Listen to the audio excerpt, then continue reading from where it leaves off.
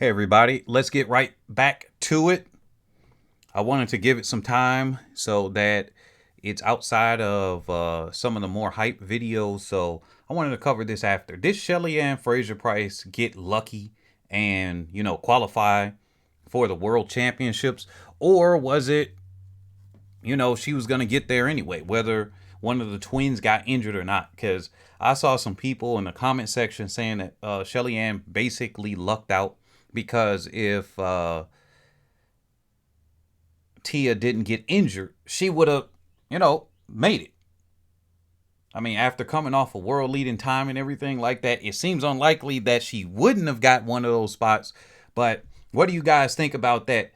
Right now, before I get into it, you're watching Head and Shoulders ATR, where we cover athletes, performances, and otherwise that are head and shoulders above the rest.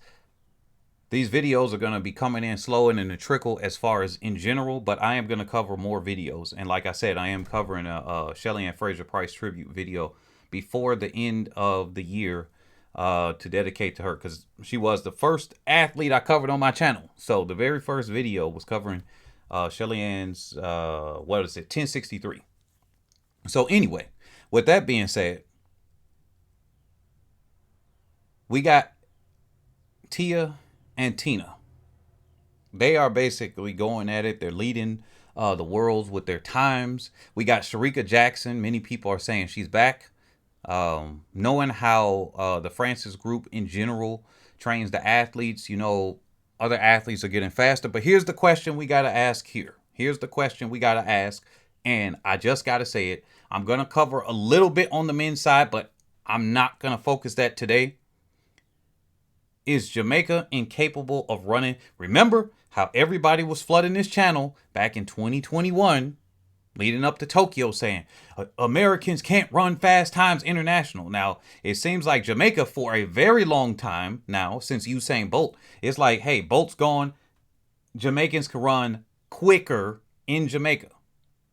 And I'm put that in quotes because that wasn't really true with the U.S. either. It was like the U.S. was running fast international too, but just not at the championships. So are we going to use the propaganda? Same thing with Jamaica. Jamaica is able to run fast on their track. Remember, that is one of the fastest tracks on the planet. That was the latest at that time. That's the same one, the same kind of track that Usain Bolt set his world record on. So they installed that there in Jamaica. So that is a very fast, quick track. And at that time, latest technology, but that is one of the fastest tracks on the planet. So are Jamaicans able to run quickly at that? So we got two questions here. That one, we're going to focus on the women's side now. We're not going to talk about Kashane just yet, although that is the underlying where it's coming from. Now, when it comes to the Claytons, do they kind of have bad luck where basically the faster one is the one that doesn't get injured? Is that what's happening now? Because if I'm not mistaken, aren't they switching up who's injured and who's not injured at this point?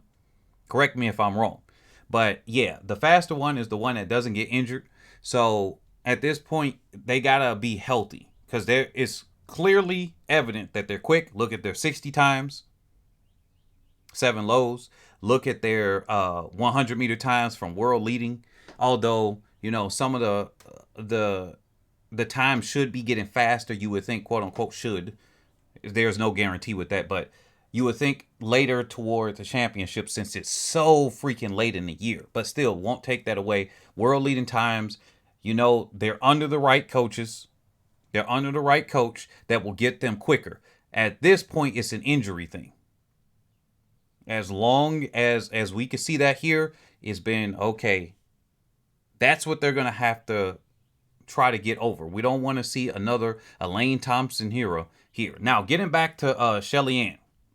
As you can see her pictured on the far left. Did she get lucky? I think there might be an argument to be made. She's not in her prime, of course. Although, aside from last year, she still was running some of the top. Even last year, technically, you could say that. She just kind of got robbed last year.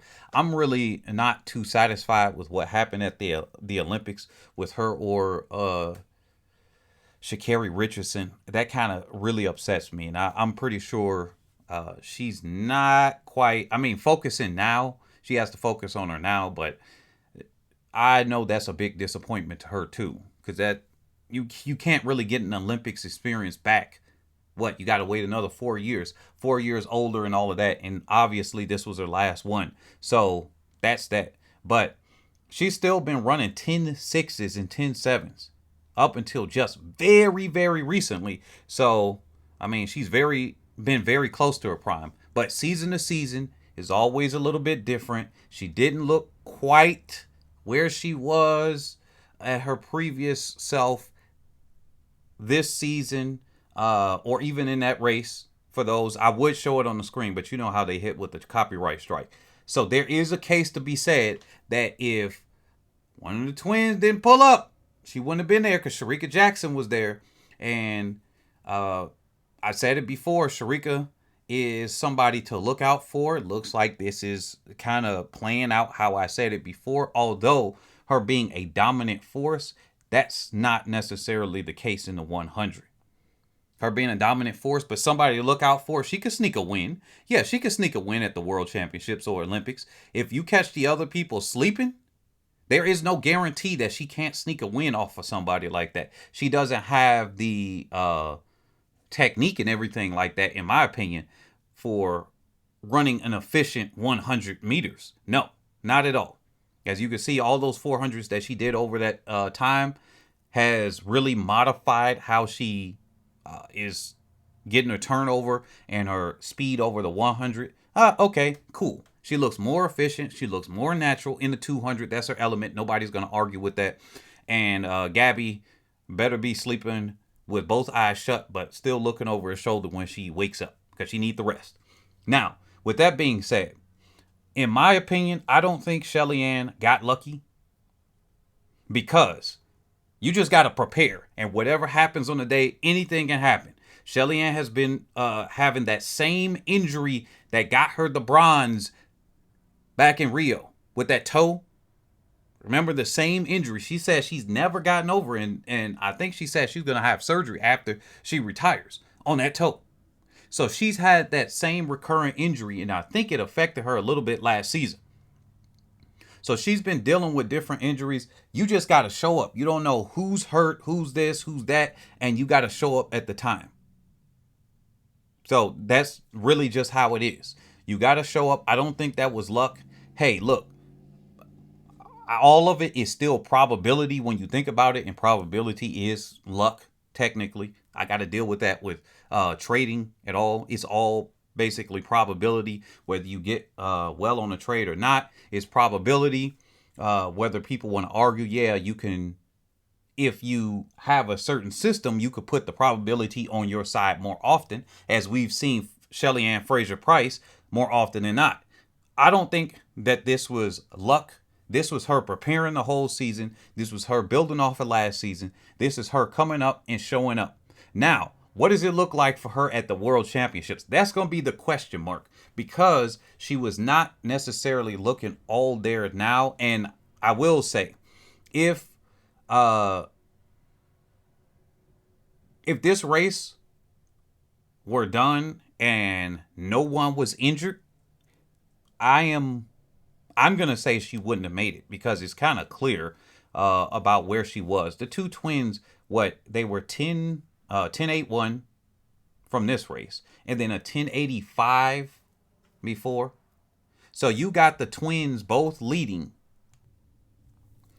Correction there, 10.86 and 10.81. I want to get the twins correct here, because I don't want to get the wrong times. But look, if you get a Tina with a 10.81 and a Tia with a 10.86, it's kind of hard with how both of them were competing this season to see how Shelly-Ann would have made it. So there's that. Now, when it goes going forward, I'd like to see her in that final. I'd like to see her get a medal still. We're going to see. Let's let time go on, because typically in the past, Shelly-Ann may not have all the way been there at the Jamaican champs. That's just how their training cycles go sometimes. And if she had to essentially be the fortunate benefactor of one of the twins getting injured, right? Then that means if her trainer was like, hey, I'm going to hold myself back so that I can be prepared in come September, then she must be very confident in what she can do. Because that was a close one. That was really a close one. Everybody got to admit that one.